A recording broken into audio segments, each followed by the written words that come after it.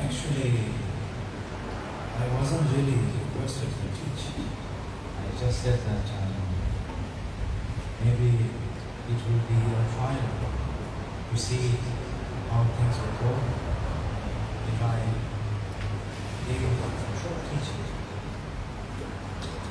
This time in Singapore.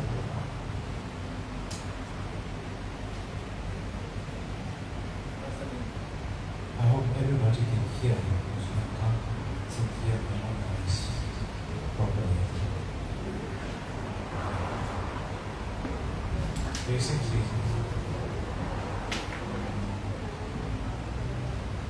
what I was thinking to discuss today is that we Buddhist people, I think, create the biggest obstacles for our own self. I think in a way, for example, we create a lot of this so-called Buddhist-related tradition, Buddhist-related ideology, Buddhist-related superstitions. I feel that sometimes we Buddhists miss the point of being a Buddhist. For example, I don't hear so many people saying that I'm a Buddhist and I'm trying to focus on my mind and improving my mind. I've heard many Buddhists say, oh, I'm a Buddhist. I have a shrine in my room. I have a mala in my hand. I go to see many lamas, including Dalai Lama and so forth. And that I don't eat meat. Sometimes I don't eat beef because I pray to Guan Yin and so forth. But I feel that basic principle of Buddha Dharma is a little bit missing. Because I feel sometimes in my heart, even being a Tibetan myself, you see, I face this problem of Tibetan ideology, Tibetan tradition, and Tibetan so-called superstition. I feel it's very important sometimes that we cut out all of that and just focus on principle of Buddha Dharma. What does Buddhism actually mean? It means you work on your mind. No work on my mind, no work on your mind. It is impossible to obtain the principle of Buddha Dharma. As you all are very aware of Buddhist doctrine, or so to speak, the foundation, it is based on the principle of being a genuine human being.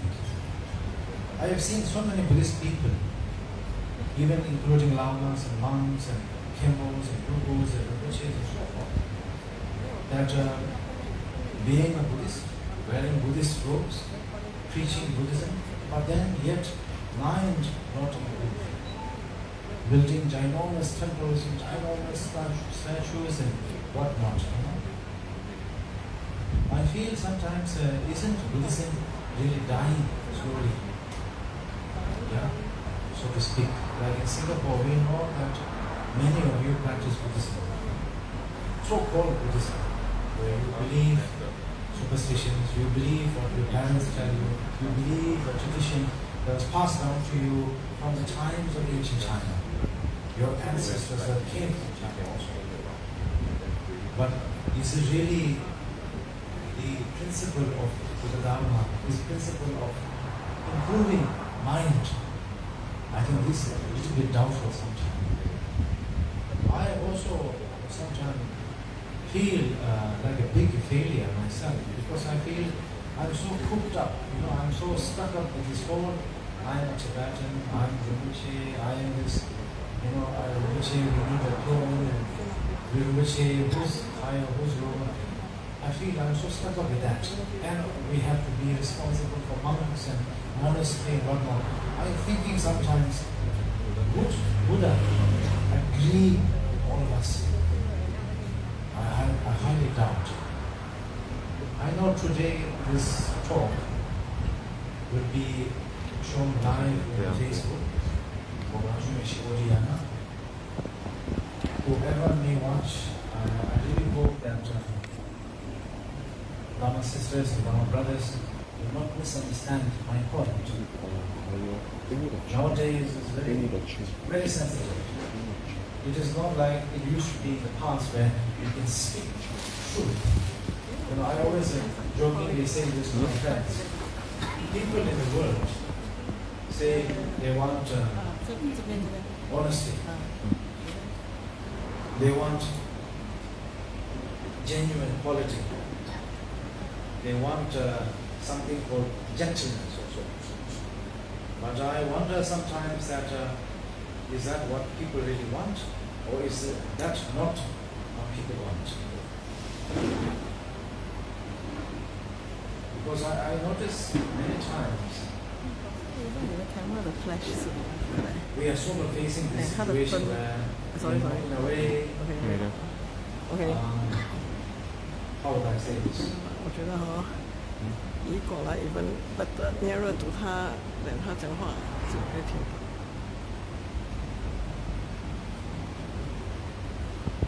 In a way that Buddhism is flourishing, but in a way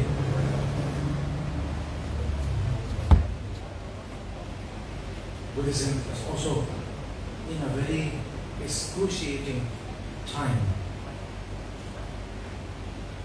It is very true when Buddha himself has said the Buddha Dharma can only be damaged by the people who represent Buddhism, Buddha Dharma. I feel sometimes that we must really ask ourselves a question. We are ourselves, our own teacher, our own decider, our own principal, our own witness, our own advisor. We must not waste that opportunity when we have it. You see, I have told a million people, practice the Dharma, practice the Dharma, practice the Dharma, and sometimes I feel like I'm getting a bit tired of saying that too. Because I feel like it's like saying and practice the Dharma, sometimes I feel like reminding people that itself becomes like talking to the wall. Because people will never practice the Dharma. People will have tons of excuses. And the most funniest part is, when I say practice the Dharma, I am saying for the benefit of the other person, not for my benefit. You practice the Dharma, you don't practice the Dharma, it doesn't have any effect on me. Yet it will have effect on your own self, individually. I feel that also sometimes you see, Shantideva, he has said this quote, Dani dagi gain to Dani dagi ongoing, lek dagi chapal, Dani dagi dying, means you are your own teacher, You are your witness. You are your own principle. Virtuous or non-virtuous deeds you attempt to do or contribute, it is in your hands to divert in that direction or not in that direction. We must always understand, just because we do not go against the basic precept of Buddhism, for example, killing someone, or for example, stealing something, or for example, predetermined lies, and so forth. We feel, since we didn't do that, we are okay. But I really wonder. Because I realize that when I wake up, I look at the mirror myself, I can see a million problems with myself. If I can see a million problems, that means everybody in this room can see it also in your mind, individually. Do you wish to work on that or not work on that? Is up to you. I am not the person to tell you, today I sit here, you sit on the floor. You may listen to me a few minutes. When I walk out of this room, we will treat each other like we have never seen each other. Life will be better that way. Because I can't keep everybody in my mind, yeah? And sometimes people come up to me and say, oh, I met you when you were young, and I met you father and mother. Okay, I don't care, basically. I don't really care. You don't matter to me. I don't matter to you. And it becomes a very awkward moment. Many people sometimes come up to me out of nowhere in the aeroplane, in the airport, say, oh, I met your predecessor when he first came to so and so country. I don't give a damn about that. So why talk about predecessor when I'm alive, yeah? Give me credit also. He is already gone bye-bye, you know. It's like you want to be stuck with the those old phones where you have to talk like that. You want that, or you want a smartphone? Basically, I am the smartphone version. My predecessor was this version. But which one do you want? It's simple, you know. I'm getting so sick and tired of people coming up to me saying, "Oh, the predecessor was so great." Oh, again. It's not that I am jealous of him. I am not jealous. I think he was a great being. But I can assure you, he will not survive even 1 second if he was alive in this world, in my situation, in the circumstances that I have lived and seen. I don't think he can survive. I was able to live through that and learn a lot of hard lessons also. A lot of unnecessary hardships I have seen. But I'm very grateful for hardship. We have a saying in Tibetan, if you never get stabbed from behind, you will never know what it means, the taste of betrayal. When you taste betrayal, then you realize, you yourself, I don't want to betray anybody else because I got the taste of it. So I realized, when you get the taste, okay, I'm also not good. I have cheated, I have lied to people, cheated on people, I have betrayed people. Okay? But what I have learned is that, you see, as I was just previously saying, it is in my hands to improve, or it is in my hands not to improve. So I always tell myself, I always wish, minute by minute, to improve and become better. I am not a monk myself. You see, I'm not an ordained monk. I never took vows. Many people are saying that, why am I wearing blue color? Why am I wearing black color? Why is this? What's that? I just want to answer one question. This is not my business. It is my business. It's my body. It's my life. I wish to do whatever with it. I'm not doing anything to harm others. I'm not bombing people or using nuclear bomb on anybody else. Just simply wearing a blue coat, I don't think is a big deal. But you see, that is the problem. Many people have said to me, you do not, some people have said to me, you are not behaving like a Rinpoche. I said, how do you behave as a Rinpoche? They said, you must not move much. You have to like sort of relax, you know? And when you look at people, don't look at them. You should look over them. So you're like, oh, so I'm not a retard. You know? And also, they say that some told me, I must not walk alone. I must walk with many people with me. And I'm thinking, I was born alone. Very soon I will die alone. So in that period of time, I must utilize as much good, you see, good opportunity, so to speak, to utilize and to do best, to contribute. We always say, how do you contribute to humanity? I think the best way to contribute to humanity is basically you become the best version of yourself. And you follow that principle till you die. People appreciate you, will come to you. You see, people are like that. People who have dark, negative, evil heart will stay away. If you have pure heart, genuine heart, they will stay away. They will try to harm you, they will try to take you down, but they will stay away. People who have also equivalent like you, pure, genuine, humble heart, will stick with you. I think that's very important. You see, I am not a person who can make heart-to-heart connection. I don't even believe in that. What I believe is that if you remain in your pure, genuine principle, the ones who must see it will stick with you. The ones who must not see it will move away. That is important. That is very important.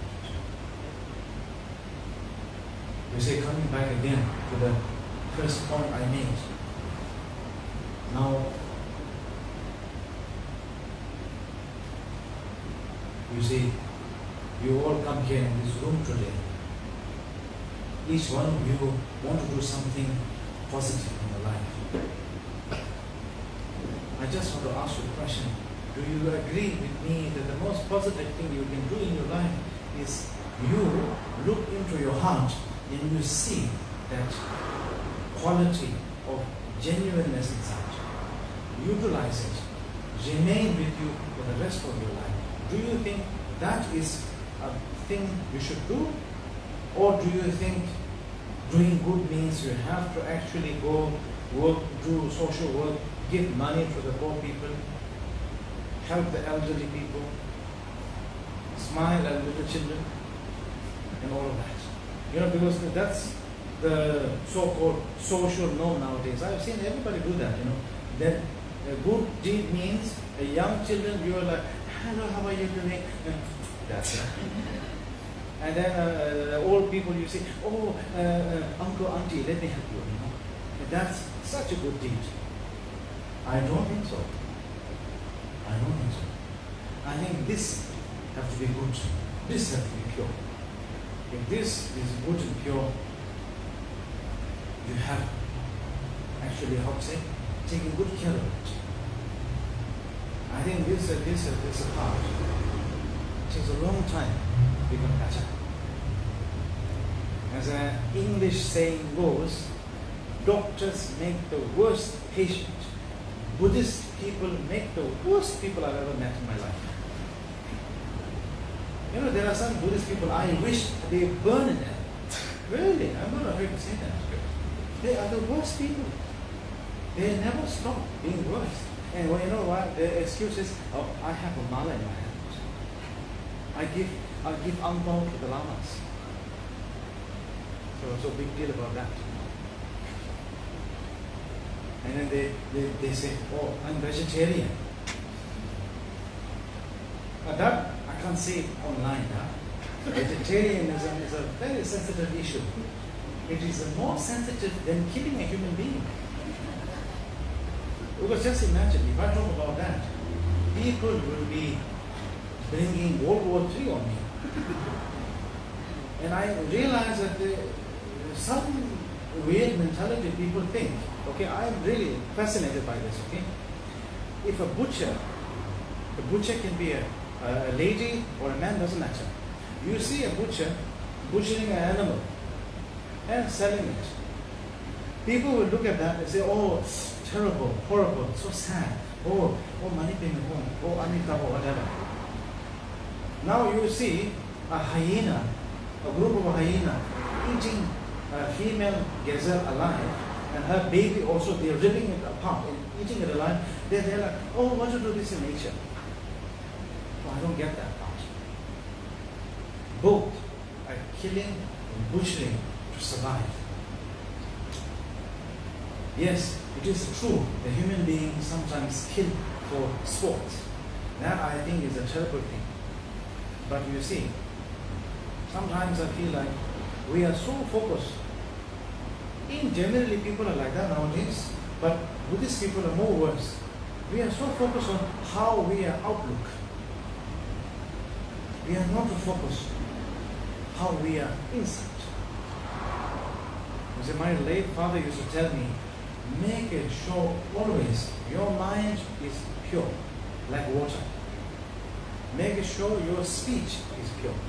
Make sure your action is pure. Then these three, all three pure, you do well.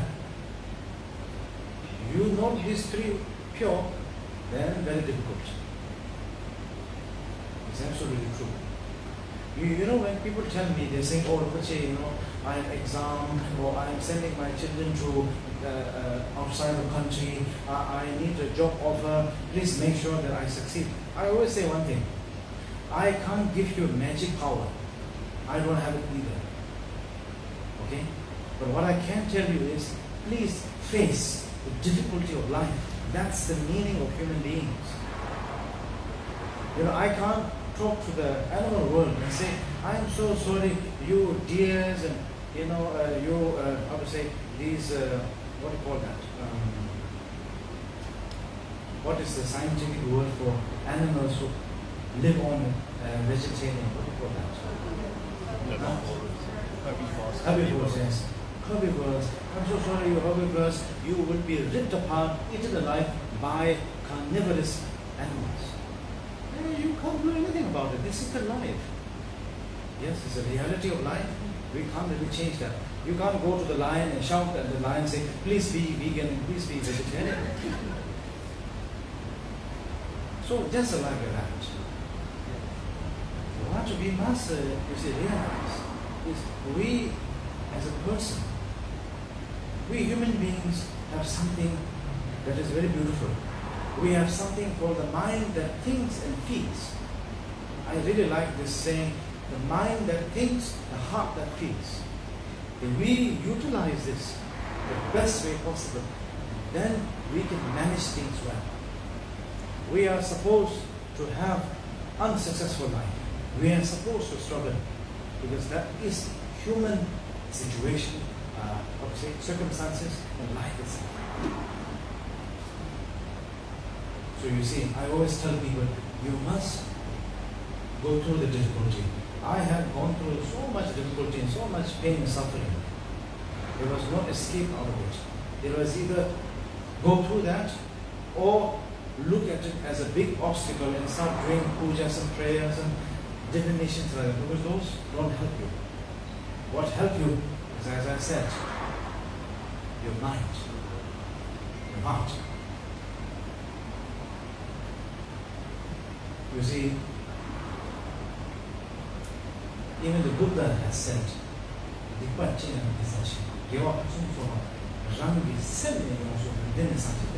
said, I have given you all the teachings and tools. Divert yourself from negative and harmful deeds, thoughts and actions to yourself and to others. How do you accumulate and contribute virtuous deeds? Is look into your mind and make sure your mind is going in the direction, in the positive way. His Holiness, the Holy Yarlong always says this word, shaping the motivation. Yeah? So, shaping your motivation in the correct manner, properly, by step. So then possible. So you see, everything is mind.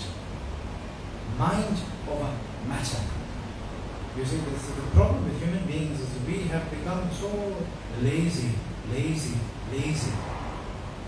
see, I can tell you a story is that it took a long time for me to lose weight, okay? And I've always been so focused on that. But you see, I've been doing a lot of stupid things, like asking so many doctors, is there any other way out of it? Not doing the exercise and the diet. Is there any way out? I realize there's no escape. Either you get it done in the hard way or there's no other way. So I put all my effort to do it and now I'm feeling much better.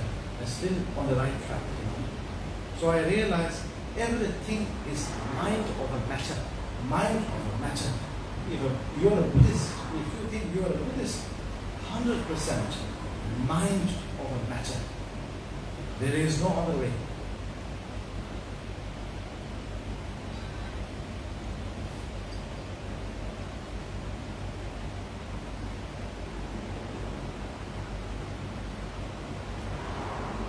You see, today I precisely had put out these two statues. I just want to tell people one thing. These statues are very beautiful, but they don't give us Dharma. They are not going to solve our problem. By putting this on our head, it is not going to purify anything. You see, we Tibetans have a very stupid thing we like to do. Anything we find, we just, and we think this does some magic. Even if I meet somebody, they ask me to put my hand on their head. Supposedly that does something. I do not want anybody to put their hand on my head. Because I think this is disgusting. Hand has a lot of bacteria. Who knows where their hand went? And that hand put on my hand, no, thank you. But you see, if I really appreciate devotion to somebody, I would naturally prostrate, bow, show my gratitude and love, and respect in a certain way, by bowing down or offering a prostration or something. That is just a gesture of genuine love, appreciation, and respect. But just this on the hand and this statues on the head does not solve any problem. We have to get that straight. You see? And I must tell you, the only value of these things, this statue, is just to remind us that in the past, people were very well craftsmen and artistic. Nothing more, nothing less. These were just mere tools to inspire us to go beyond and deeper in the practice, which is not the priority. This I want to tell you. And the most beautiful mantra that I can tell you that solves all the problem is what? Look into your mind. Watch your mind. Utilize your mind and make it better. You see, I was once upon a time. You see, my talk may go a bit long. I'm sorry. I will try to finish on time. If people are bored, you can sleep, or you can watch your performance. That's what usually nowadays people like to do. So, okay. You see, and I also want to inform something is that people may want to know that if I am meeting anybody after this, I just want to say that after this talk, I will not be no longer here. I'll be gone out of country. So where am I going? What am I doing is none of anybody's business. So I just keep it there. So today I just wanted to speak because I thought it is sometimes nice to gather and talk. I know all of you are like chasing lamas here and there, you know. But I think I don't see any harm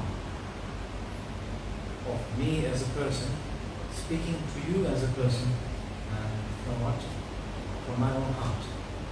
So if you don't want to listen, yeah, the door is open, so it's okay to go. But what I wanted to share is that, as I was just saying previously, we must not get cooped up into nonsensical things that doesn't help us become better human beings. Get that straight. Don't hit around the bush, get that straight. Second point I want to make. Being a Buddhist person means a good person also. A truthful person. A person who she or he can develop mental capacity and dedication to go beyond limit. So how to say? To break through habitual tendencies. You see, we all have our habits, and we kind of let it be. We think, hey, this is okay, this is okay, this is not okay. I find that all habits are very difficult and not helpful. They become like a blockage to our possibility of improvement, moving forward. So not very necessary, you know.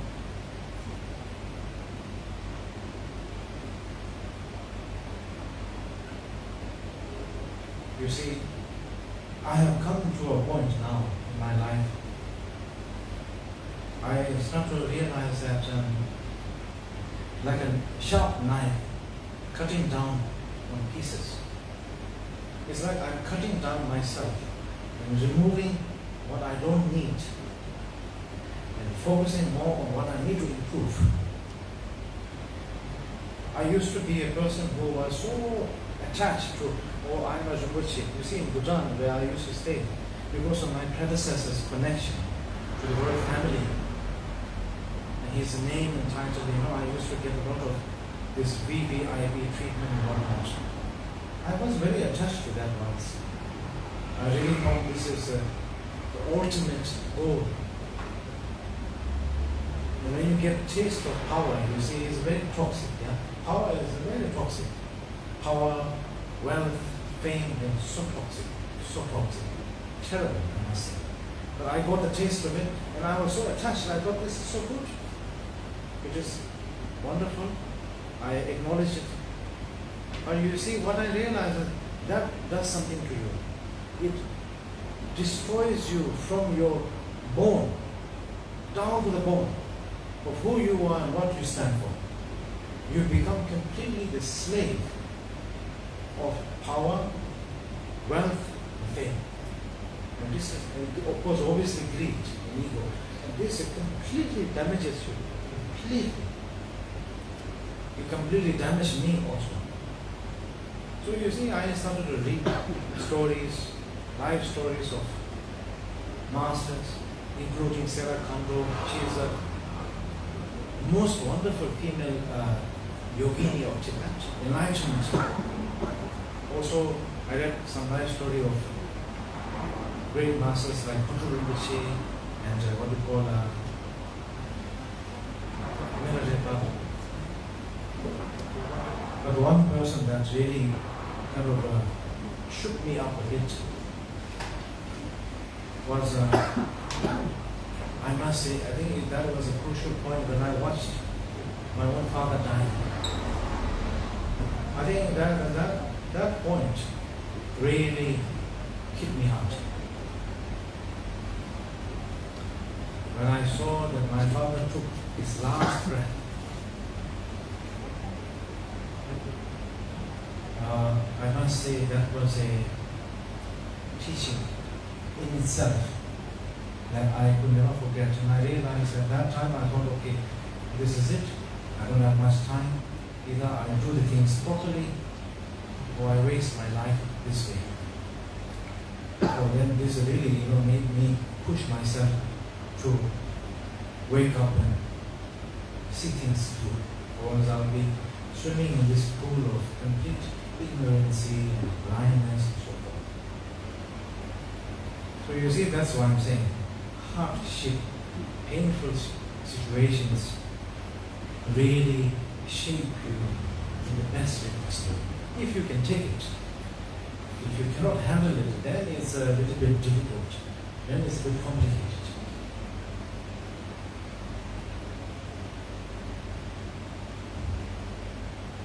You see, I find it very ironic. Many people, many Buddhist people, they say, I want to practice Buddha Dharma, but I do not want to experience suffering.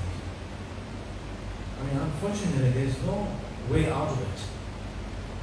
When you're born as a human, that is an inevitable thing also. Not everything we can get. So whatever we can get, we'll utilize it in the best way possible. And how would I say this? Move forward with that point with us.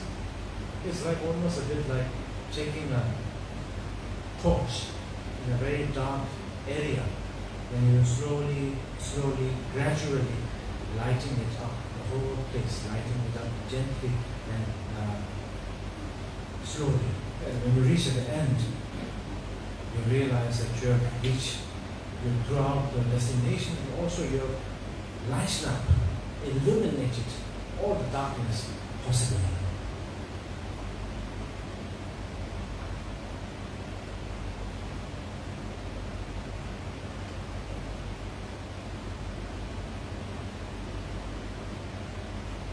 You see, there's something very funny I used to think. I used to think men don't experience jealousy. It is more the women experience. I know many ladies would be upset with me by me saying that when they're watching me online. But you see, what I realize is that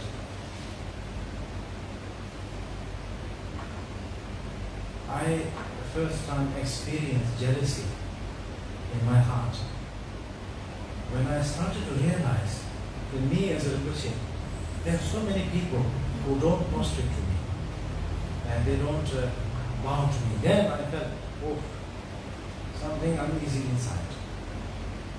So one time happened, two times happened, three times happened. So I went to my father at that time. He was alive. I said, this is happening. He said, that's very good. That is your lesson. You should deal with it yourself. So then I took my time to realize that, jealousy can really damage you, because when you are jealous, it becomes this really potent poison inside of you, built up.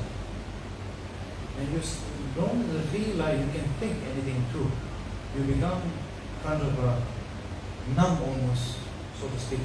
You only focus on that jealousy part, and you build it up, and you feel like you want to act upon that however you want.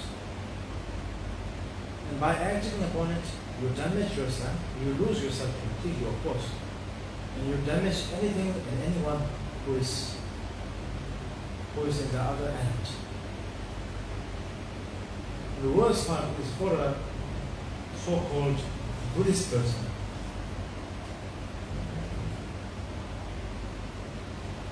I find that jealousy can make us very blinded and weak. And the worst part is that we don't realize it almost. we're kind of like, oh, it's okay, a little bit of jealousy can be acceptable. But we don't realize that it's unacceptable because it can really completely like scrape you off from who you are. That small little piece of you that I would call sanity, you lose that also. You see, that's why, what I'm trying to tell you all right now is that please learn from your ugly truth. You can look into your mind and you will find so many ugly, how would I say this now? Ugly parts or ugly emotions inside of you. You must not throw that away. Rather, look into that and learn that through this, there is a way to improvise. By reminding yourself that these things that arises in yourself are not going to help you. So what do? We take that point and we remind ourselves and we see that this can be changed or transformed into something actually useful. For example, jealousy can be transformed into something called rejoicement. Anger or aggression can be transformed into something called kindness, compassion. Ignorance can be transformed into something called diligence, inquisitiveness. So you see, there is always this part where we can adjust and change it into the good way, rather not exactly throwing it away and how would I say, like rejecting it.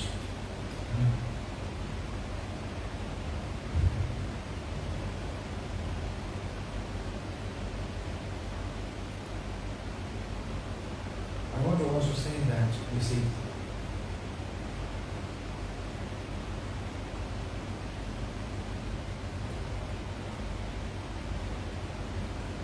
we sometimes I feel like we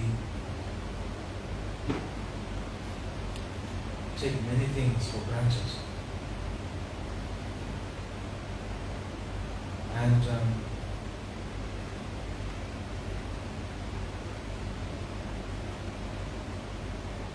when we take things for granted,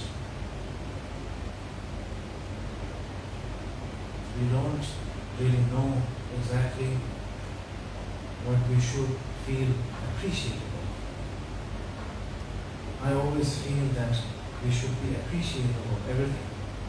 The good, the not so good, bad, so to speak.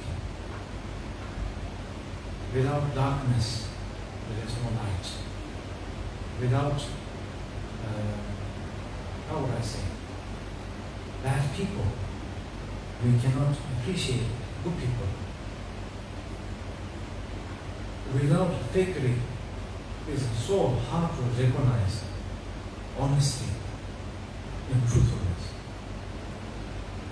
And I want to really remind you, please don't ever tell yourself that you are good, you are okay, you are a Buddhist, it's fine. Always never tell that to yourself. Always tell yourself, am I watching my mind carefully?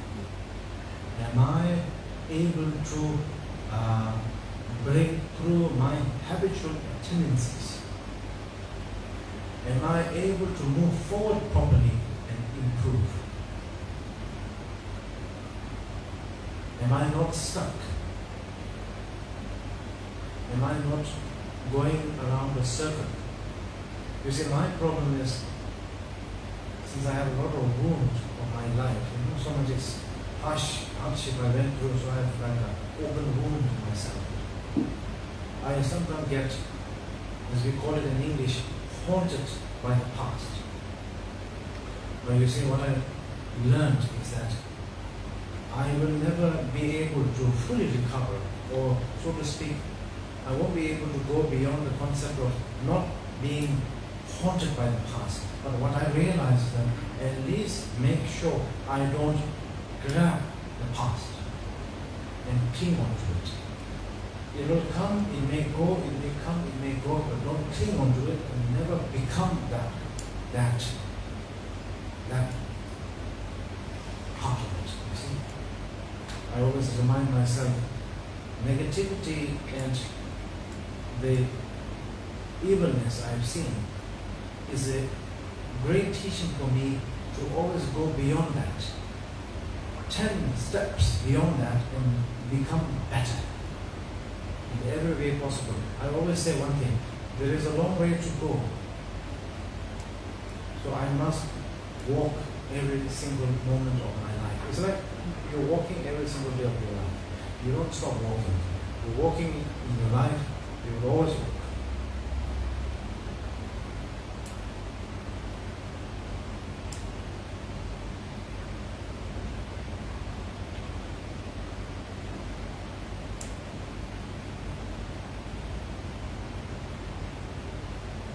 When you get stuck,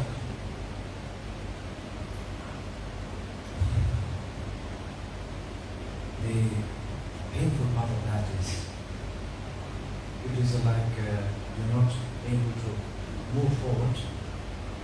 Either you can't really go back, so you're kind of stuck in the middle, and then that's very unpleasant because you kind of feel exhausted and how would I say, burnt up, so to speak. It's like being put in between two very hot metal. You feel like you've been cooked alive. That is a very unpleasant situation.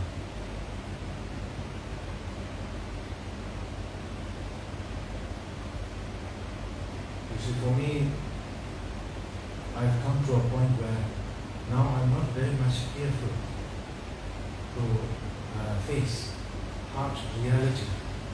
The reality of myself, the reality of my own emotion. I always tell myself, if someone with a good motivation comes up to you and tells you, okay, this is where you're going wrong, rather than fighting that person and being defensive, you take a moment, take one step at the back and then think, okay, is that person correct? If the person is correct, you receive those, maybe it's harsh because of your ego, you receive those words with great appreciation. Honesty is so hard to come by. Loyalty also very hard to come by. Truthfulness also very hard to come by. You see, sometimes I'm so amazed. You see, we human beings, we have this mentality. We like to put price on things that are antique, that are rare, they are very difficult to acquire. We put that at the highest level of price. Say, it's very expensive, very rare, very expensive, or something that has a very big name. How to say, like a luxury brand. When it has a very well-known brand name, it's considered to be very expensive. But I think the biggest price we should put on is good human nature, basic, genuine human nature that we don't find nowadays. You see, nowadays, I'm afraid every single day of my life. When I talk to somebody, I'm always afraid, when would that person betray me? I don't feel, oh, that person is so kind. I feel like, when would that person betray me? Was this going to happen one day? And I always tell myself also, I should be very careful and cautious of myself. I should never betray a person, never lie a person, cheat a person, fool a person, or take advantage of a person. Never judge a person also, and never change. Never change. You can put me on a golden throne, or you can put me on the floor. I must never change. You see, for me, I was so used to, when I was young, I was so used to living a life of luxury that when I was suddenly thrown on the floor, like I gave up all of this, I don't want this, I don't want VIP treatment, I don't want this. I said, no, I rejected everything myself willingly. So when I suddenly rejected all, it just felt like falling down from a bird's nest, right on the floor. So then it took time for me to survive on my own. But then I really enjoyed it, because then I realized that is human life. You have to go through hardship, you have to suffer, you have to, wait in line, so to speak. And I really appreciate that, because that was real life. And I feel like, I know it doesn't apply to everybody, but you all have difficulties of your life, family difficulty, personal difficulty, and whatnot, job difficulties, so on. But I realize that there is also beauty in that, because that is the definition of human. If we don't go through those, then we are not living a human life, actually. We are living, so to speak, an ordinary animal life. You see, when we look at the animal, they also go through difficulties, but their difficulties are very robust, right, direct. It's like, okay, I go hunting, I don't get the food, or I'm foraging for food, I can't get it. Or your baby is being eaten by other animals, or there's a very basic things. Protecting your own family, finding water, finding new places to borrow yourself so that you can live on. So it's a very, very basic but very robust and true to the point. We human beings are complex species. We will have to go through and experience complex matters and circumstances. That is a beauty itself. So anytime you feel this life is too hard, so difficult, I must tell you, you must ask yourself, would you want to be born as an animal? I don't think so. I think the answer would be definitely not. You would want to be born as a human for sure.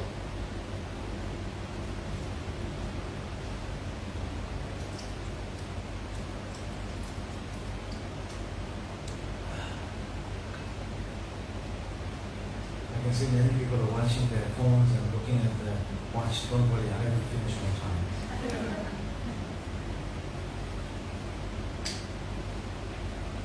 You see, I realize something. I am a very dogmatic person, to the point, direct, but I'm also a very inquisitive person.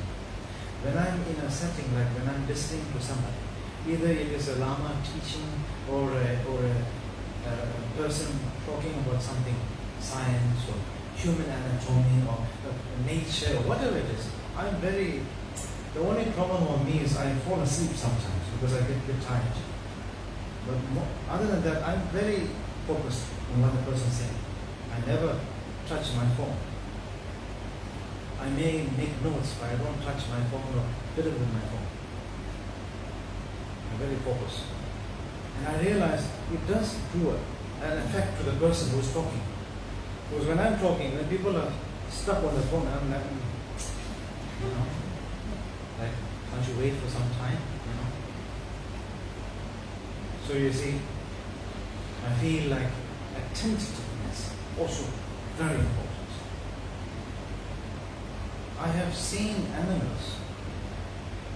When you look at the National Geographic, or when you look in nature itself, sometimes you come across this. When you look at a crocodile, it's quite, or an alligator, it's quite, not nice to say this, but it's quite incredible. That creature can lay low in the water for hours until it strikes and catches the prey and drags it down and eats it. So for its survival, nutritional purpose and survival, it will do all of that. Very attentive, very focused. A ginormous lion or lioness, so to speak, they're big, they're huge, but they can crawl in the grass without making any crackling sound to leap on a antelope or something to survive. But we human beings, we are never focused. We are the most sophisticated people, but we are never focused. I mean, I have never seen people really focused. I've seen people very less amount of, how to say, concentration capacity. You see, my tutor, I had a very, oh my God, terrible tutor. He used to always tell me, you are very bad, you have no concentration limit, you're very bad, very bad. He used to beat me with a stick. So, I thought to myself, okay, I'm very bad at concentration, how can I improve it? So I started to develop this inquisitiveness and attentiveness inside. So I was constantly being alert and aware of everything. The only problem I have is sometimes when I'm so concentrated, I get physically a bit tired and then I fall asleep, you see. And you don't want to fall asleep in between talks or teachings, because I did that once in front of Dalai Lama, and that was so embarrassing. Because, I mean, I love His Holiness, I love him so much. But I mean, I have to be also honest. There are times where His Holiness can teach and teach and teach and teach and teach and teach. It's hours and hours and hours. So I was trying to be very attentive and listen. But then, you see, my body, I started to feel a bit tired, and so many people, so many crowds are there, and it's hot, it's heat, and then I fall asleep. There was one time I fell asleep, a full-fledged sleep. I wasn't snoring at all. So very quietly I was relaxing. And then I woke up. I looked at His Holiness, and he looked at me and he said, I never forgot that moment. That was the most embarrassing moment. And everybody looked at my face. You know? But that was a very good teaching. Because I thought, okay, not good. I have to be aware.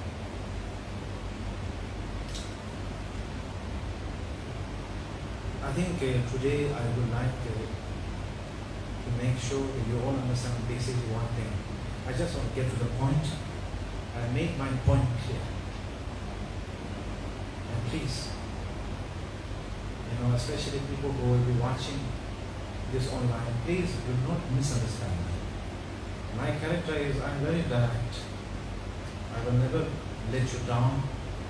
You may hate me, you may criticize me, you may say horrible, nasty things about me, but remember one thing. I follow principle of genuine human nature and a dedicated Dharma practitioner. So because of that, please understand where I'm coming from also, and why I'm saying these things, these points I'm making directly. And also I want to make one thing clear is that, some people are saying this thing. When they look at, especially these Tibetans, we do this a lot. I've seen so many Tibetan Lamas, they do that. Tibetan Lama, Nepali Lama, Buddhist Lamas. When they see fishes or seafood being boiled alive, they are like, oh my God. But in front of them, the yaksha put there, no problem. So the yak, no problem, but the crab problem. How is this possible? The same animal, both don't want to die. One is being cooked alive, one is being cut in pieces. Not a nice death. I wouldn't want to die that way. Absolutely not. So I always say one thing. If you can be a vegetarian or even a vegan, I salute to you. I give you thumbs up 1,000,000 times because that dedication, great. But if you can't be, because of your personal preference, then please remember, where does that piece of meat coming from? Because it surely does not come from a packaged shop. It does come from a living animal that has been forcefully sliced, cut, and butchered, and drained of blood. That animal may have a child, or family, whatnot. So I always tell myself that too. There is no escape of this harsh reality of mine. I'm a meat eater. I eat fish, chicken, and beef, lamb sometimes. I always tell myself, I should know where this comes from. So you see, I feel very bad, I feel very embarrassed also, but I have to be honest of my own faults, shouldn't I? Yeah? How can I teach Dharma to all of you if I'm not honest about myself? If I can't be honest about my shortcomings, then who am I to teach you Dharma? Yeah? You see, that is the whole reason why I don't teach Dharma. I feel very embarrassed. Nowadays there are so many lamas and what not famous, rock star, Rinpoches, whatever, teaching in the Zoom, giving 1,000 million, how to say, these Dharma talks. Hallelujah for them. But I am out of that. Because I feel embarrassed. I have everything. I have sexual desire. I like meat. I need money. You see, I have ego. What am I supposed to teach you? You all have that too. Don't pretend that you don't, So, you see? I used to be a person, I used to be a person in the past. No drink alcohol. Alcohol, very bad, very bad. Then one time I drank alcohol, whiskey. Oh, that's very nice. Yeah, I didn't more. Now I'm a bit afraid. I'm only afraid because of my mother. She was born me this all the time. And because she loves me, that's why. Just yesterday I received a call from my mother. She said, tomorrow you're teaching, talk nicely. Don't say harsh words. Don't swear. People are watching you. Okay, mother. Don't worry. You see, the irritating part of our mother is that they look at you and they think you are a suckling little baby still. I told my mother, hey, come on, I'm not sucking on milk right now. But they never can take that away. They never can take that away. You see? Oh yeah, also, some people say, I pray to Guanyin, I don't eat beef. I am a Buddhist, on Sakadawa, I don't eat meat. Oh really? Do you think that the cows and the pigs and the fish and the crabs are saying, thank you so much for not eating us on Sakadawa, but you're going to eat us after that? I mean, come on. You know what happens sometimes?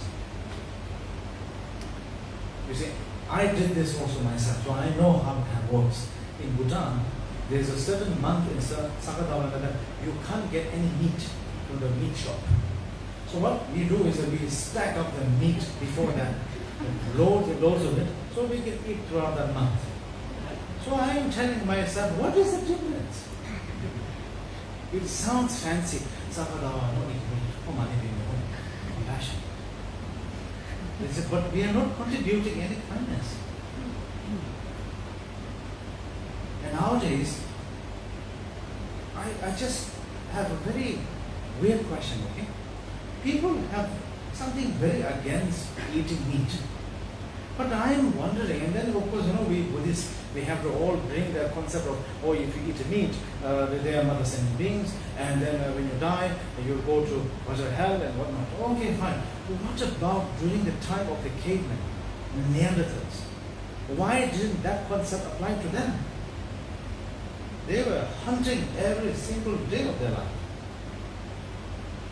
They were fishing, they were hunting, they were killing each other to protect. Why they not go to hell? Why we go to hell? Yeah?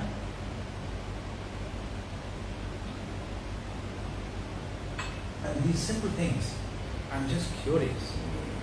I don't think it's harmful to be curious.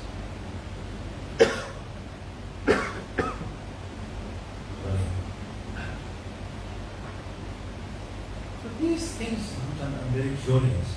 I don't want to ask any questions to lamas or that, because then it becomes all like messy, and then some people get hurt, and oh my God, some people ego gets scratched. So I don't want to ask that question. But these things, I just wondering sometimes, does it apply? So for example, because I'm a Buddhist, it applies to me. Say I am a complete village man in some village, okay, some unknown village. And And I'm dragging my buffalo down, and I'm slaughtering my buffalo, cutting it up, dividing it to the village, and happily enjoying the meat. Would I go to Vajra hell? Would I be facing the consequences of that? So you see, there's some things I'm just curious, I was just curious in my own mind, does it really apply? Because there are many things that we don't want to make an issue, we don't want to make sensitive remarks, so we just keep our mouth quiet and just accept things as it's been told, and okay, it is what it is, you blindly accept what to do.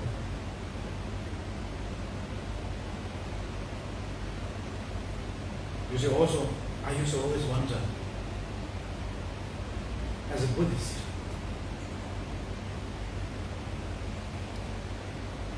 sometimes I used to think, how does a ritual help you?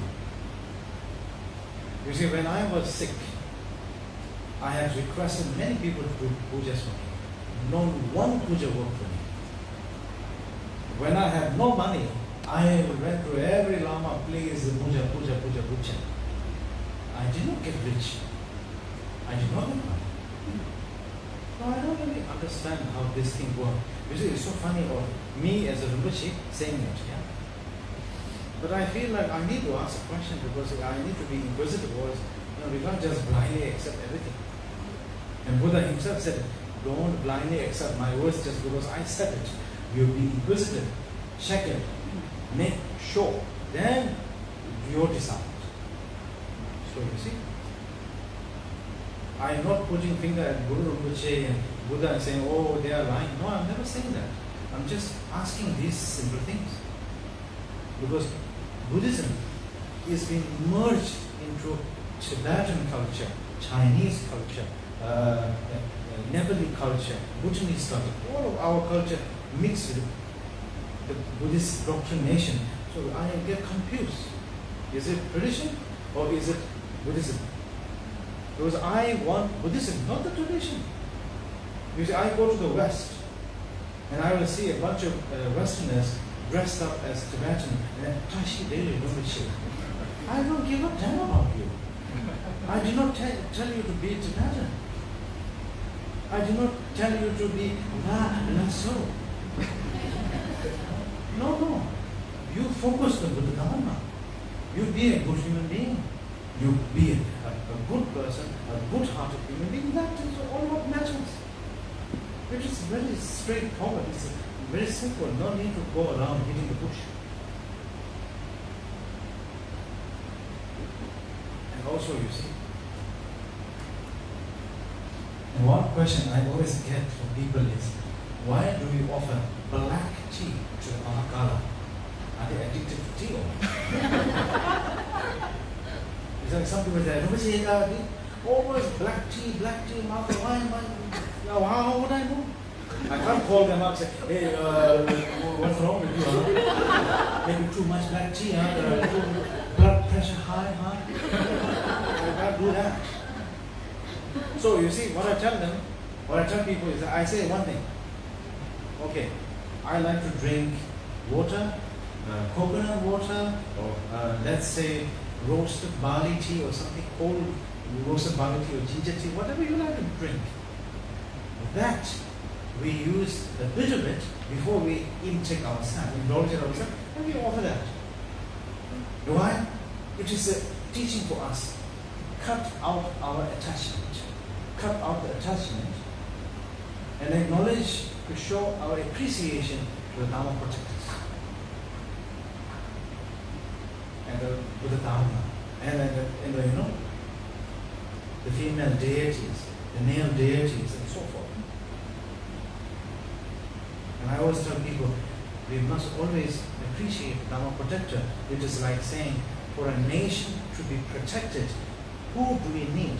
We need the military and we need the police to keep safe nation, safe citizen. So Dharma protector are only given the responsibility to protect the pure Dharma, pure teaching, and the people who are practicing the Dharma properly. They are protecting them and they are how to say, giving them guidance. So that's why we show them appreciation and we're showing them gratitude. So it's not a really physical thing that matters, but more of what matters to your heart. What is the English saying? The thought counts. The thought counts, yeah, the thought counts. You see?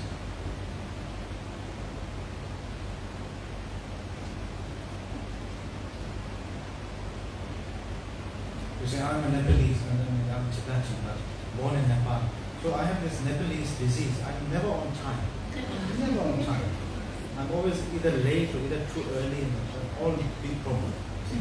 That's why I need to look at the time, just to make sure I finish on time. So I think also,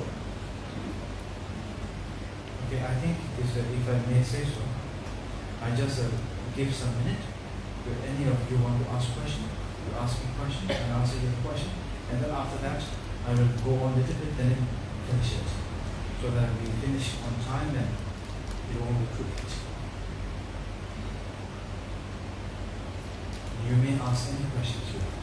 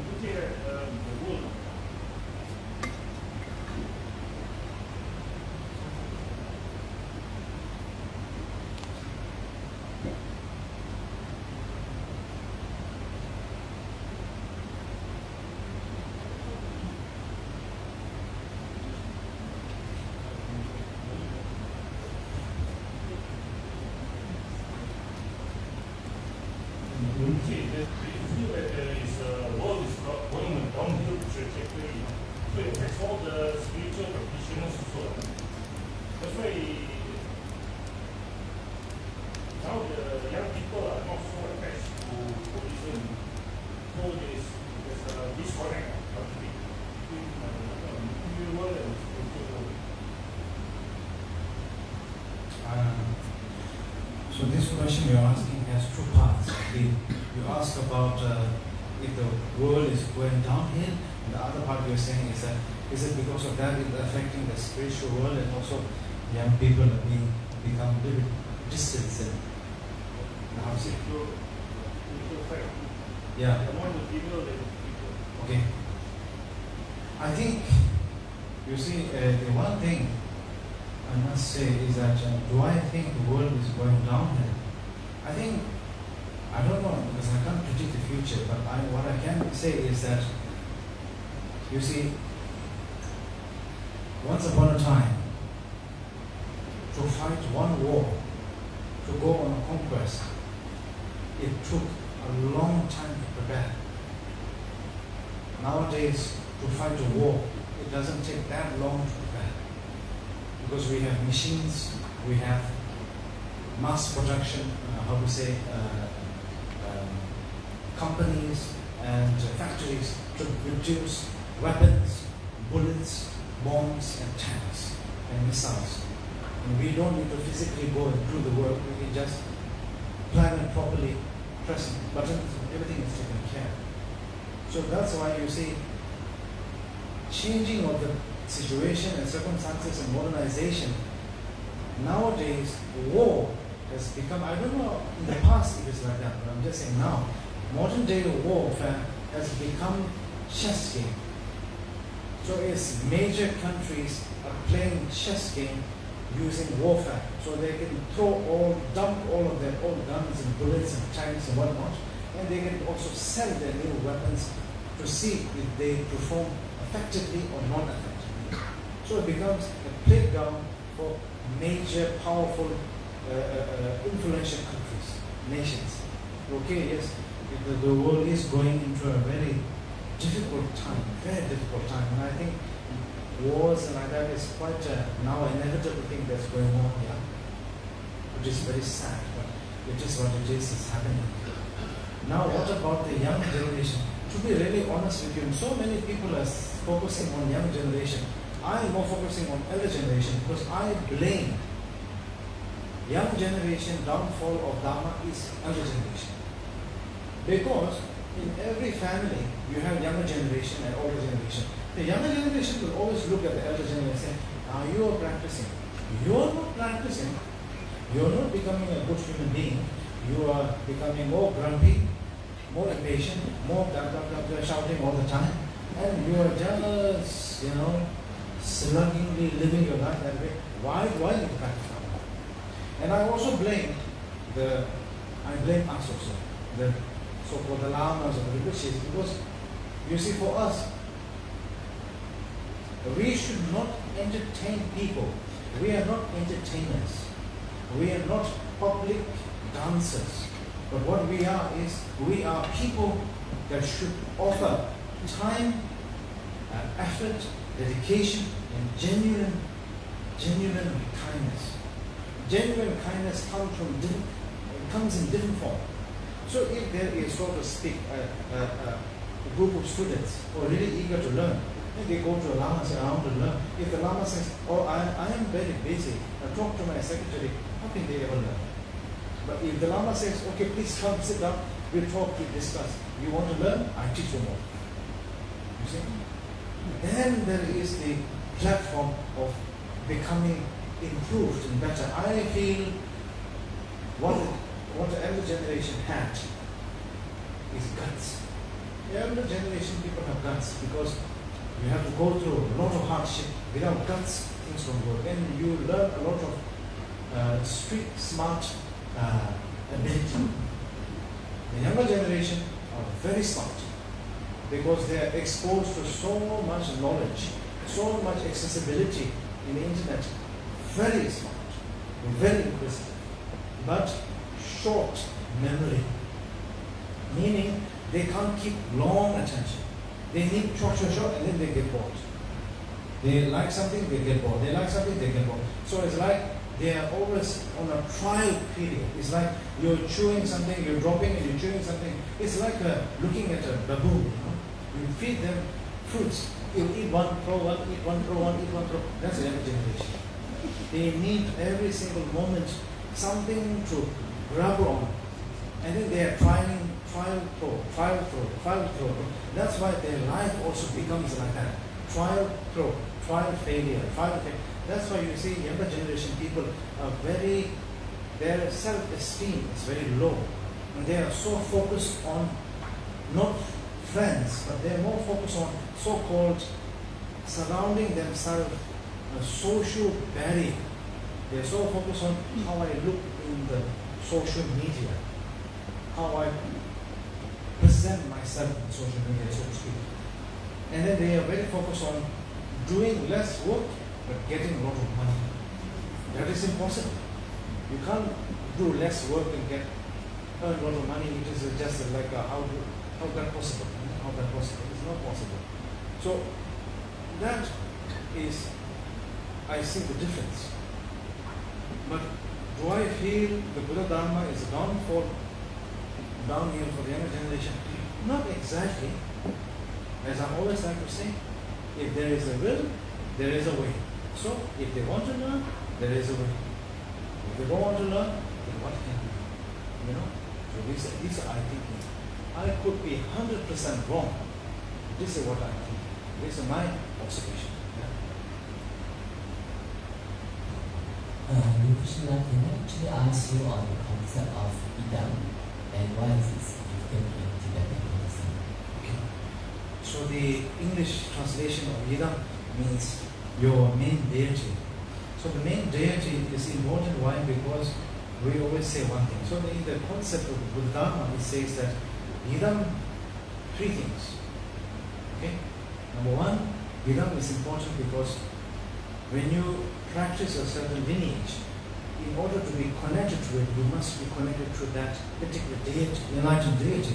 It could be a female deity, it could be a male deity, it could be a peaceful deity, it could be a wrathful deity, it doesn't matter. But to be connected more to the practice, we are focusing on the main deity. Now the second reason is important is the main deity also is enlightened being.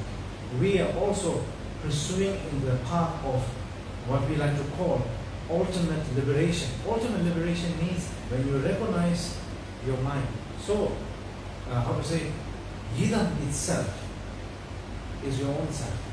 How? The definition of a Yidam or a deity is representative of what? Bodhicitta, kindness, compassion, yeah? Emptiness and impermanence. And also wisdom. These 4 points. Your innate nature is also these 4 points. Emptiness, impermanence, wisdom, and bodhicitta, compassion, kindness. So you see, if you can recognize it, it's the same element. Now it takes time to recognize that. That is why we emphasize on this. I don't know if it answers your question. Yeah? That's why we emphasize. That's why even doesn't mean that it's some big thing up there. No, it's just basically your mind. It's inside. You recognize it, it's yourself. If you don't recognize it, then it's something separate. Something we revere. Yeah. Hi. Hi, Rinpoche.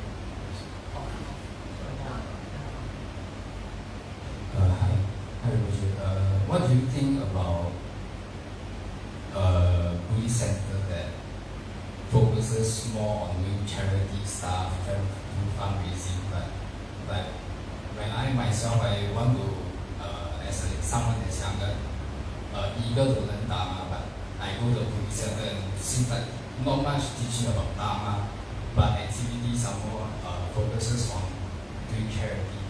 You know, is charity something that Buddha actually recommend Buddhist people to do? As a Thai people would say, no money, no honey. You know? So that's why in order to survive, no money is impossible.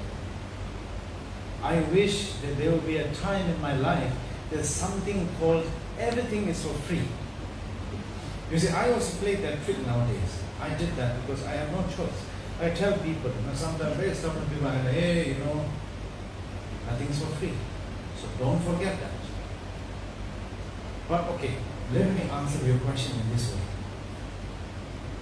I also feel guilty sometimes because in Singapore we have our Manjumishi Odi and our foundation and also not foundation but community, and we had center before. Now we don't have it anymore because we gave it up. It's good also because it is a teaching of impermanence. But when we did have center, we were quite active also. There was a Lama Tuku, resident Lama here also. And then when I was here also, actively doing teachings and programs or whatever. So you must understand this. I can't speak for others, but in our center here that we did have before, what we did do was, all our Sangha members here also are aware is that one principle very clear. In order to do prayers and puja, you see, we have everybody coming in. We're inviting people. Everybody is a part of it. Then when we make offerings, like for example, fruits or fruit, whether these feast offerings, it will be distributed amongst everybody, and whatever we have, we will be distributing to the old folks' home or whoever needs. Yeah. And sometimes when we do fundraising, whatever money we have, we divide it. We use it to maintain the center. We use it to help people who need money, and we also make offerings to monks, lamas who need financial money because they don't do business, and they need to have a certain amount of money to sustain their life. It's understandable. And sometimes we donate to people who need really money for medical or for sometimes difficulties of natural disaster difficulties. So that's how it was done very properly. Yes, you are right. If centers are only focusing on money, then selling the Buddha Dharma. I've seen like this many in Singapore. Many centers do this. Singapore do it, Malaysia, Taiwan, China, everywhere does it. And if you go to this shopping center in Singapore, I think it's called the Fulushu. There is a tight slap on the face. All the Lama, Rinpoche, or their pictures up there like this, and with their vases and statues being sold for whatever fundraising. So you see, the trouble is this. What I realize is what I also witnessed with my father, is that late father, is that we are needing to use money. For me, example, I need money to sustain myself, and also if I have money, sometimes what I do is I like to give it to people who really need money.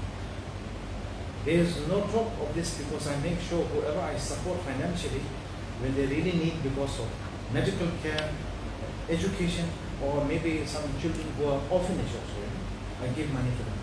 Whoever I'm supporting these communities, I make sure they never talk about me because I don't want to be recognized for it. I want to be anonymous. Anonymous is beauty because you don't get credit. Your ego doesn't get pumped. Beautiful. Wonderful. And also, you don't get feeling like, oh, I did such a great thing. You're like, okay, anybody else can do it. It's no big deal. I did my part, that's fine. So I think that's important. So you see, and also sustaining some lamas and so forth want to sustain retreat centers, monasteries where they're taking care of nuns and monks, genuine, then I think it's a good thing. But you're absolutely right. When people want to learn the Dharma, they should be given the opportunity to teach and learn that. To be given that. And I also believe the policy, okay, this policy that doesn't happen always, but this policy should be given is called, sometimes things can be for free. For the right people, right circumstance, it should be free. Not always, because always is hard to sustain, but sometimes yes. So you see, for me, I may spend a lot of money for many things, but I also contribute a lot of my money also. So in my life, I can tell you, I swear, on all truth, I'm not lying. I have given a lot of money contribution to so many people who are really needing it. And I have never taken credit for it. Nobody gave me a plaque of, whatever, this frame plaque, oh, thank you very much, which is the answer, because you did such a great job, thank you very much. No, I didn't ever got that. And I don't want it also. But it gives me genuine contentment. So you see, you must understand the whole picture. As we say in English, that English saying, never judge the book by its cover. Not all are like that. Many are like that, you're right. Not all are like that. But you're right, that gives the very off-putting for people who genuinely want to learn Dharma is very off-putting. Because when they come to the center, they want to learn Dharma, and the master, the abbot, the teacher, whoever, the center people, no teaching, no Dharma, just come here, give money. Then you get very off-put. You feel, oh, what's this? So then it doesn't feel the right way. You don't feel in your guts that this is genuine, I'm not criticizing. In Singapore, I know this is very sensitive. I'm not criticizing. But I find the Christians, they do it very clever. You go to the Sunday prayer, and you just sit there minding your business. Somebody comes with this, hello, my lovely brothers and sisters, hello, madam, hello. And then you feel like, oh, yeah, 1 minute. Oh, praise to the Lord. So you don't feel guilty. You can just put few coins and you're like, praise to the Lord. But now we Buddhists don't know how to do it properly. We are very, so to speak, ugly. Because when people go, donation box, this ugly metal box, then you slip money in, You see, and I think it's absolutely wrong if Buddhist abbots or monks or whoever says, how much money you give, you will get a lot of benefit. If you give $100 to a group of nuns or group of monks, or you give $100 to a group of people who are really needing money, there is no difference. The benefit is equivalent. You're helping people who are in need, genuinely in need of help. There's not going to be, monks and nuns are higher and the lay people are lower. No, it's the same equivalent. You're helping people, you're doing a good deed, a genuine deed, without anything expected in return. Okay? Now, one more thing. We also have this very disgusting thing nowadays I've been seeing is that some people who fundraising, they sing like that. You give me $100,000, I put your name, your family name on the right on the top of the stupa, written in copper or gold, and put it up there. But why? Your name up there is not going to save you from death. Yeah? It's not going to save that family from sickness. That happened to me once. I was in Burma for 4 months in retreat. I was just going around, roaming around different cities in Burma. There was one place they were doing fundraising for a temple, a big temple in a big stupa. I paid $100 for the stupa, consecration or whatever you call it, repainting or regold, whatever. Then, when I took out the $100 note, the abbot, this old, shrinkled, 80-year-old man, like shaking like this with his stick, came out to me saying, I will write your name on the top of the stupa. I said, I don't give a damn about that. No, I don't want my name up there. It doesn't do anything for me. I said, if my name is up there and suddenly I should become very slim and handsome, okay, fine. I don't need to do any exercise and I go on the weighing machine, I'm slim. Oh, definitely. Or say that my name is up there and I never get sick. I never get sick. Thank you very much. Or if my name up there, I suddenly don't need to study. I can just sleep and the books I keep around me and then suddenly I learn everything magically. That is great. But that is not going to happen. So I feel it is a little bit like a lie. Luring lie. You lure people, you give them a lie, and then you give them that satisfaction. Very wrong. I have given money to temples also. And I told them once, I give you money because I know you will need money. But please don't lie to people. That's it. That will be my answer.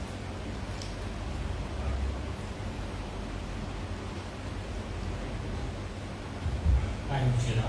So my question is one of practicing kindness at work. So sometimes I feel our life is very sad, day in and day out. It's like going to jail, you only have 20 days of freedom. The rest is day in and out of work. 9 to 6, start cubicle, do the work, and then get angry with people, having to talk about how to win somebody. So it's like you're in this situation, you're day in and day out. So you're working a lot of negativity. So how do you cultivate kindness given our life situation, day in and day out, and start in this situation? Yes. So it's like, for example, I experienced this horrible thing in Singapore many years ago.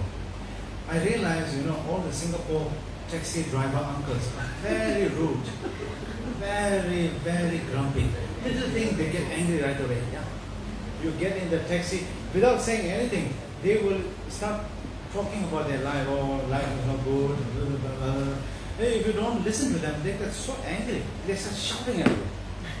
So I got into many fights with the Singapore taxi drivers, the uncles, And I feel like once upon a time, please, can you give me peace? But then I realized the only peace I can get is myself. I realized the only best antidote, as we say, as the great master, Shriram Rinpoche, he said, victory over aggression is kindness and compassion. How? When somebody shows you anger and all of that negativity to you, that outburst of aggression, you show back to them patience, kindness, and calmness. When you can generate that, I feel like it really conquers everything. This is why I feel for a Buddhist practitioner and a general human being, without kindness and compassion in our heart, it is very impossible to do anything or to achieve anything or to go forward in any way. You see, it's like a great story of now I'm getting a bit mixed up. I think it is a story of the Maitreya Buddha. Who was it now? I'm sure many of you know about this story. somebody was practicing to see Matriya. No, was it? Huh? Was it Atisha? Asanga, sorry, Asanga, yeah, sorry. Yeah, that's correct. And what did Matriya told him? I came to you 3 times as a man brushing the metal with the cloth, taking the feather, rubbing it on the mountain, and then I came as the dog, half body eaten. When did you see me? Is when you saw the dog, half body eaten, and you felt an immense sense of kindness, compassion bursting out of you. The only way to save the dog was to use your tongue to remove the maggots out of the dog body. Okay, it's not working. Okay, this is the point. I think that is so crucial, so crucial. Simply we need kindness. It gets the work done. Now to generate that, a little difficult. Because we are going against our human habitual ways. Human tendency, we are a species, we are very defensive. To protect ourselves and our loved ones, we are very defensive. So we are not used to when our threat is coming to us or when a negativity is being thrown at us, we are not going to accept it with kindness and loving and acceptance. No, we are going to fight back. So, what Buddha Dharma is saying, no, that's not how you do it. You generate immense compassion, immense kindness.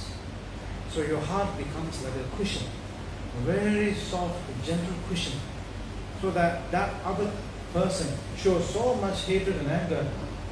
What can he do? What can she do? What can he do? Because you can't get anything by punching on a gentle, soft pillow.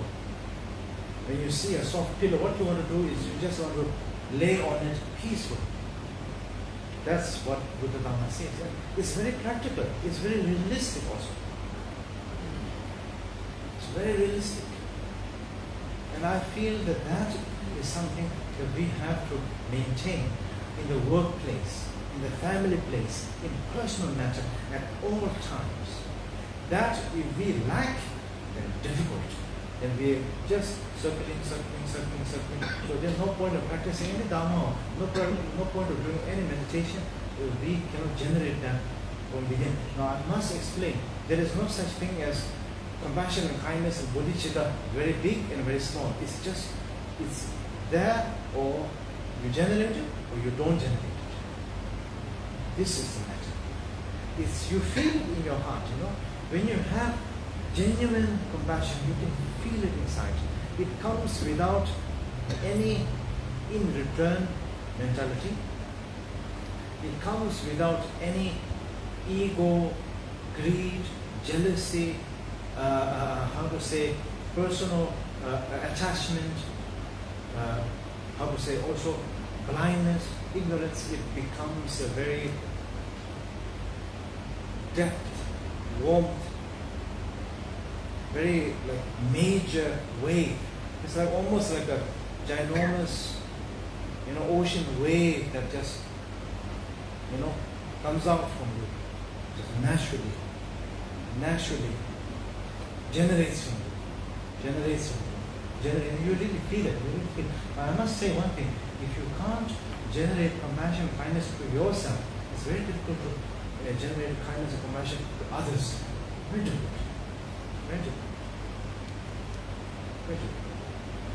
So that's what it is.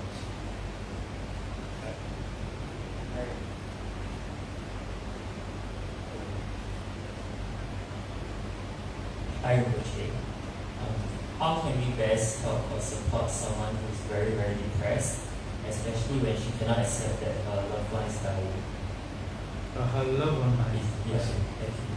That's a very difficult matter. The only thing we can do is give her a lot of that person you're talking about. Is if you know that person, give lot of comfort, emotional support, comfort, a lot of encouraging thoughts, encouraging support. That's the only way possible. There is no other way. You can't use Buddha Dharma for that. You just need to use your basic human naturally given genuine quality to support that person full-heartedly, compassion, kindness, and gentleness.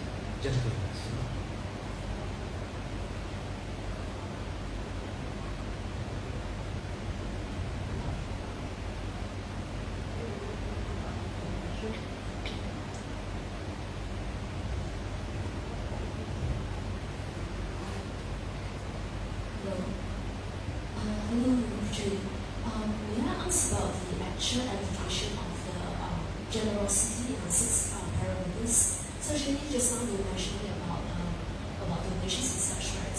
And in the sutras and teachings, right, teachers have been, those who are seeking teachings have actually been rejected from being taught because they have not offered enough offerings to the teacher to be accepted.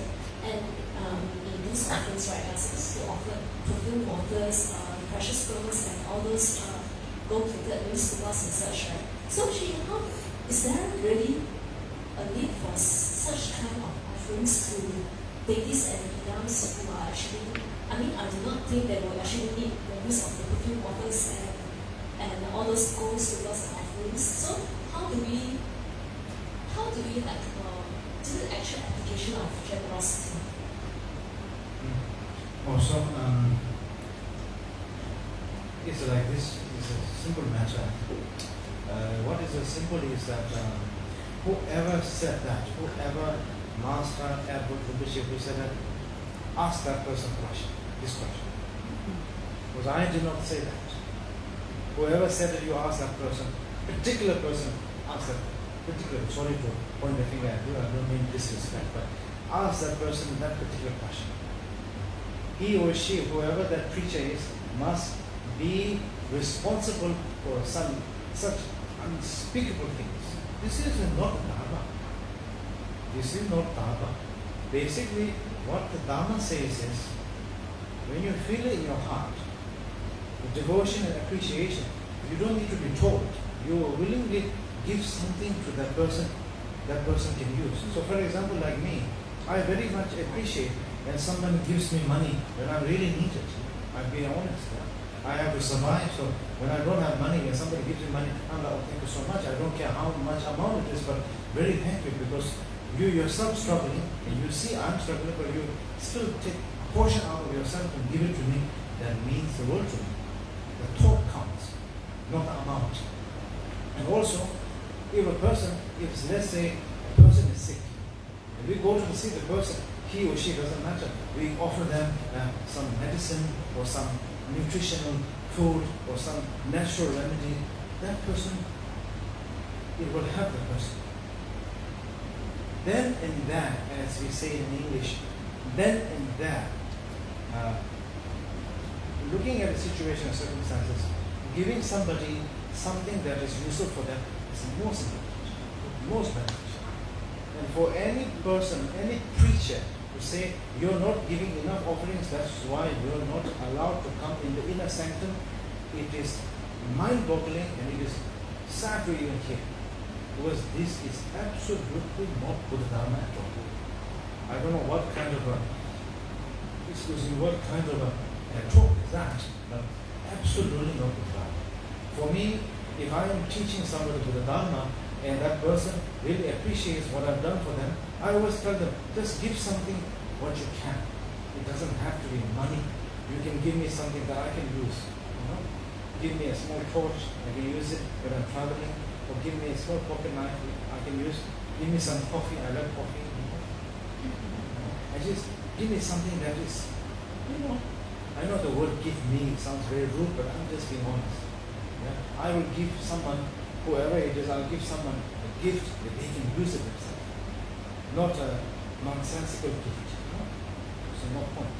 When you're giving a gift, it has come from your heart, not just that. You see, and that's, I think, so important. I think that really matters a lot. And I feel the most beautiful gift you can give somebody is two things. When you don't have anything, when you yourself are struggling, when you're still willing to take one portion out and give to somebody else who's struggling, that's a beauty. That is a beauty we can't get. Second point is, you give the gift of kindness. Kindness. True kindness. And that, I think, can conquer anything. For me, I have felt so touched. I can tell you one story. Is that when my father was sick here in Singapore, you see, we were in the ICU for a long time, and there was this case where a Muslim family from Saudi Arabia was also here in the hospital. So the wife of that family, she was terminally ill with cancer, and she was not going to live that much.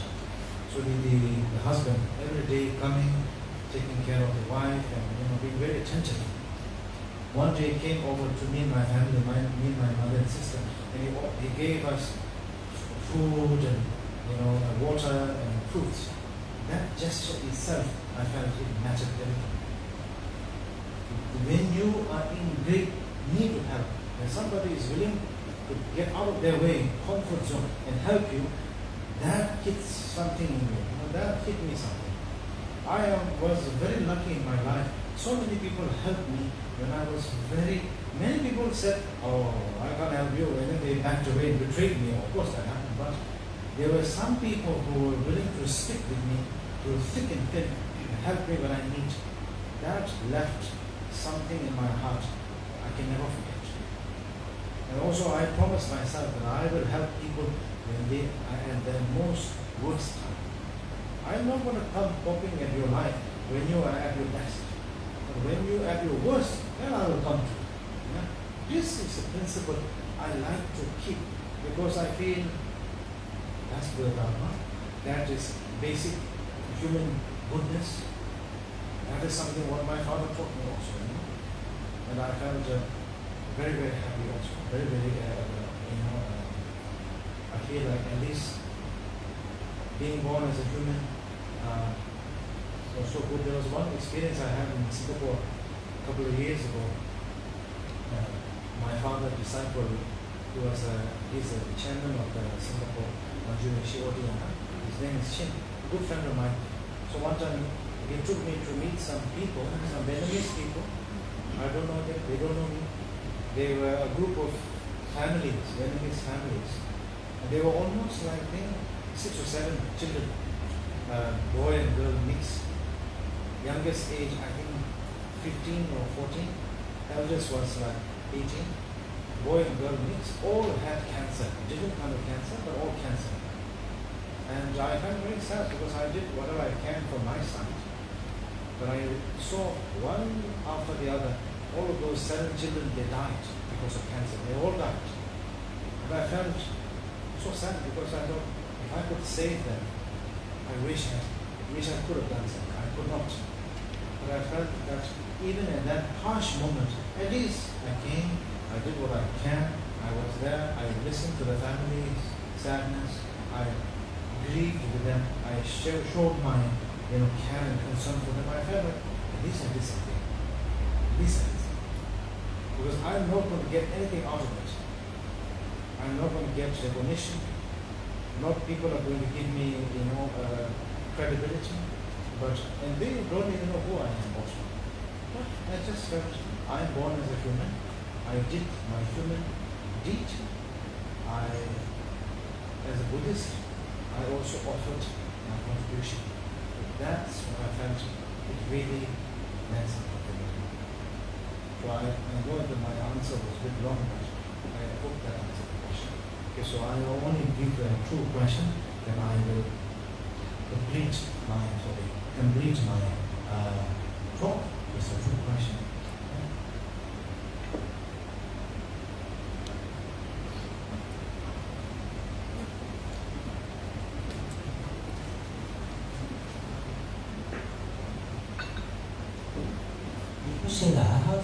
actually improve on visualization for our practice? I think most importantly, in order to improve visualization is one thing is I would suggest very important to first take the time, utilize your time to focus on the principles of some points. Now the points are kindness and compassion and impermanence, emptiness, and also one more thing. Now these are the genuine qualities, aren't they? Now we also very important to focus on negative parts, your own negative parts, your, let's say your shortcomings. I think there's the American terminology, your shortcomings, be aware of that. And then once you're aware of that, the second stage is always when you sit down or whenever your time, just time to time, go back to yourself and be aware of your mind, be aware of yourself, be aware of your surrounding. And then the third point is, when you visualize a deity or whatever, try not to be too clingy on that visualization. Then it becomes so, then you're like, I want to see it this way, that way, this size, that size. Then it becomes very boxed, and then it becomes very physical. And then the clinging part comes along. So I would humbly suggest, maybe try not to do that. Try to visualize it as like a point that I just told you previously. The deity itself in you are not different, because the main point of a deity it represents is kindness, compassion, wisdom, impermanence, and emptiness. Your root point is also there. Your inner nature is that, innate nature, so to speak. So I hope I am not too complicating things for you, but if you can understand in that way, it's much better. It's more straight, more clear, more relatable, so to speak. So it doesn't become so confusing and complicated.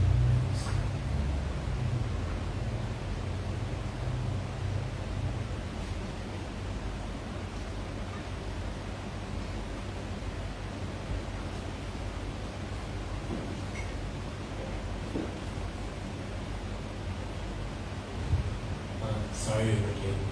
I hope this is not a silly question, but there are some teachers from other traditions who say that liberation is something like nothingness or not, or ceasing to exist. So I want to ask Rinpoche, what is your opinion on that? Because if it is that case, right, then what's the point of doing practice at all? So basically, whoever that teacher is, you ask that person that question. Please don't do this, because so many people are doing this, and I get very awkward because many people come to me saying, oh, this teacher said this and that teacher said this, what do you think? I am not here to, you know what I mean, like congregate what other people talk. It would be very awkward for you if I came to you and say, you know what, your friend's father said this, your father said this, your other friends say, father said that. What do you think? You know what I mean? It's just a very, I don't know how to answer that question, And I think the best thing is that whoever that teacher is, you go to that teacher and you say, why is it like that? Please tell me. And so I'm not going to comment on other teachers, because it's not my business, and I don't want to get wrapped up in that. But I can answer you one question. My simple understanding, I don't understand much. You see, I'll give you one example. I am a very dogmatic person. I tell you what I know. If I don't know, I don't know. I hate when Tibetans, we Tibetan people do this. We have this word for it. It's called King Bachongwa. It means being humble. That is not being humble. It just basically means trying to be an actor. Means like, when teachers, when they teach, they're like, oh, today I get the opportunity to teach down, but I don't know anything. I'm just being the messenger. this is just rubbish. Really rubbish. Because if you go to them and say, hey, you're very stupid, they get very angry. Forget about it. It's very simple. I am saying my own simple understanding of liberation means when you recognize your mind, when you're in that moment, and when you see death as an appreciation to life itself, then you feel, okay, no fear, I'm ready to die. See, I have seen people, when they're dying, they're like, okay, so what? I've done my deed, I lived my life, now it's okay, time to go. I find that is so amazing. It's encouraging also, amazing. So I must tell you, is that my understanding of liberation is three things. Appreciation to life, seeing death as appreciation to life, and also being able to be in the same, how would I say, present moment, so to speak, with your mind itself, not distracted. You are in the zone of your own mind, the element of your mind. Thirdly, the third point is that you are not wavered by mundane thoughts, by human habitual tendencies. You are your own boatman. You are your own captain. You know where to steer the wheel. You know exactly where to go, how to go. And you have no regret in your life. That is the pinnacle moment of, I find, sublime wonderfulness.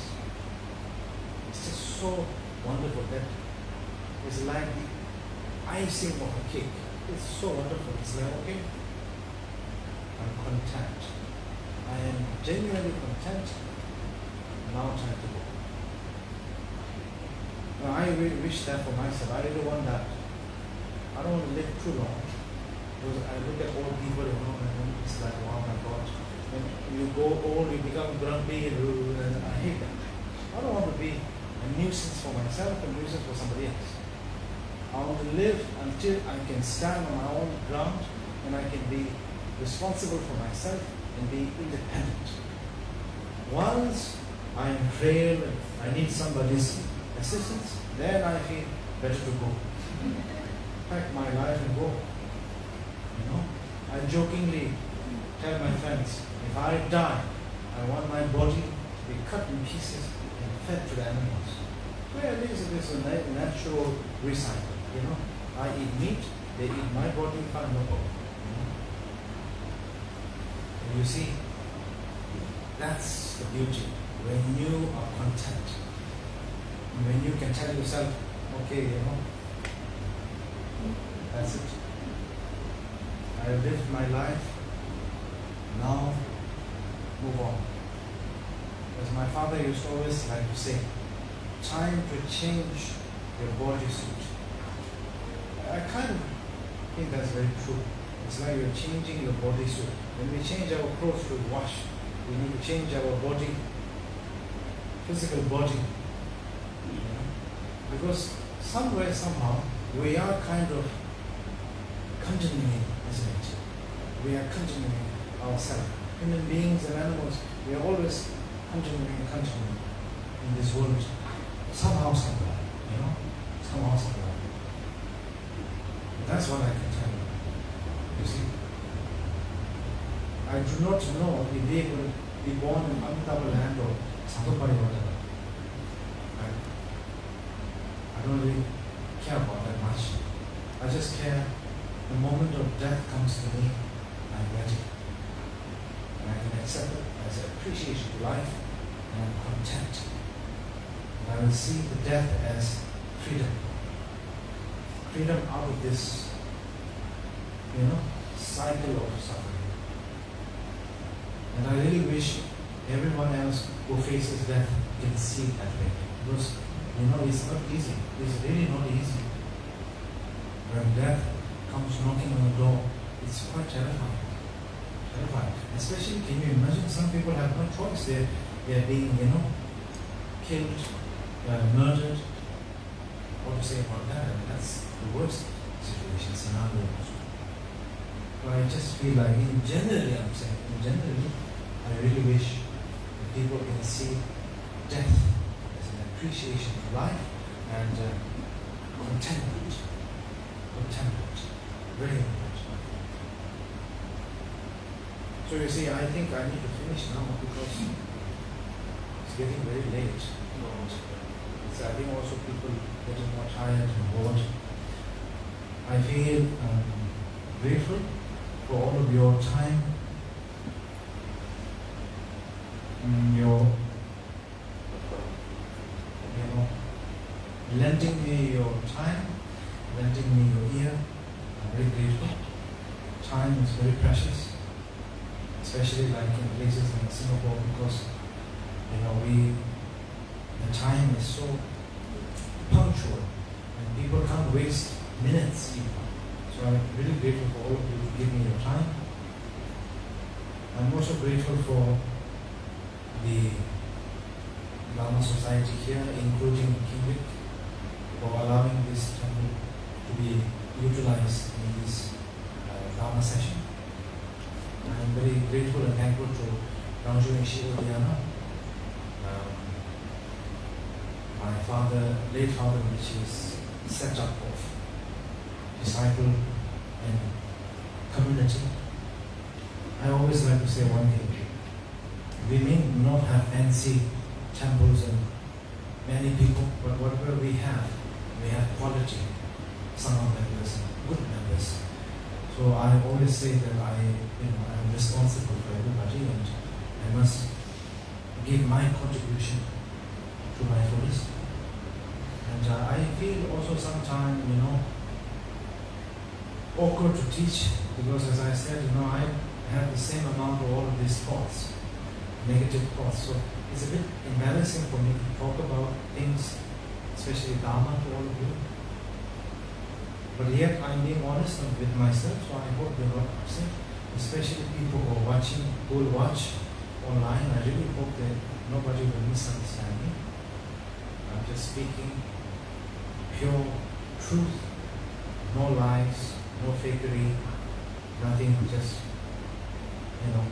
clear statement out there. And I really wish His Holiness, the 14th Dalai Lama, may his wish be always fulfilled, and may his life be a great statement, a great encouragement for all of us as his follower. And may all our teachers also have wonderful and peaceful lives ahead. And I also wish that, I always say one thing, in order to help someone else, we need to help ourselves. So I really hope that we can help ourselves in a better way, improve better. I don't know how much we can improve, but let us try as much as we can, yeah? And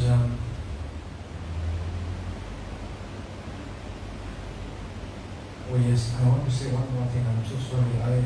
After this finish, I will leave because usually, we have this all kata offering or what. So tonight, none of that, because it becomes a very long time, and then as I was saying, sometimes not very necessary. The main thing is that I met all of you. You heard what I had to say, and I hope you're okay with this. And that's all what I want to say. And also, I would like to say is that I'm very sorry if I have said anything wrong or anything like that, so forgive me. And I can't guarantee we will have this kind of session again and again, but I will do like this. This is the first time, it's kind of embarrassing to say this, but it's the first time that I said I will want to teach. Usually it goes the other way around. People come to me and say, can you teach on this matter? But This time I came to Singapore saying, I want to teach to my fellow audience. I said, I want to teach. And before I arrived, I called them up. I said, I'm teaching. You'll figure out the way. So I thought this is at least good, because I do not meant to say this because I want to make one thing clear. I don't mean to say this because I want to say I'm a great master and great teacher and the people seeing me, hearing me are so lucky. I'm not saying that at all. I'm not selling you a lie. I'm just sharing you what I feel. That's what matters. If you don't want to listen to me, it is completely fine. If you want to listen to me, completely fine. It's all fine. We must have this mutual respect and mutual appreciation and attentiveness to each other. It's important. And I really hope that, you see, nowadays one thing I see very scary is that we are really getting hooked on to phones. I notice that sometimes, so that's why I just have to put aside my phone. I really hope that we don't get too hooked up in the phone, because I feel it's really time consuming and it just drives our energy so much away. And you know one thing, as a human being, we are a type of a species. We need to be more connected to nature, connected with each other as a person, and connected to this, how would I say, beneficial environment. Not so much toxic environment. And this whole, I find it very toxic environment sometimes. And it becomes a very individualistic mentality. We are only focused on ourselves. So this is one point I want to say. I have noticed some people are taking picture of me, so I really hope the picture came out well. Good angle, not the fat one. It is a very nerve-wracking when people take picture of me. I hate it. People take picture of me and then they come to me and say, hey, Rinpoche, what do you think? I don't like that. I don't like it. I don't like pictures taken. I don't like when pictures are taken and shown and my face is just very uncomfortable. Because, leave me alone. You want to take a picture, fine. Keep it to yourself, keep it on your phone, album, no problem. Just don't come running up to me and showing it to me or all that. It's the most important. So I will say finally a prayer of aspiration, and let us end here.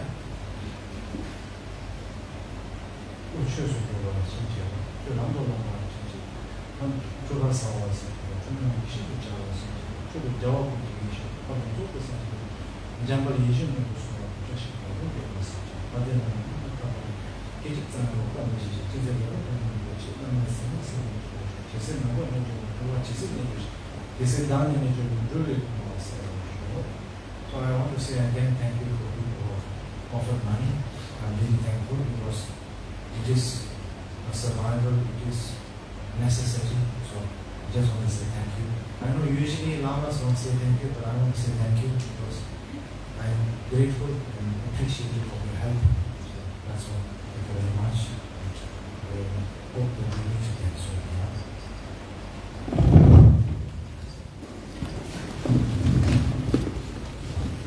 All right. Thank you, Rinpoche.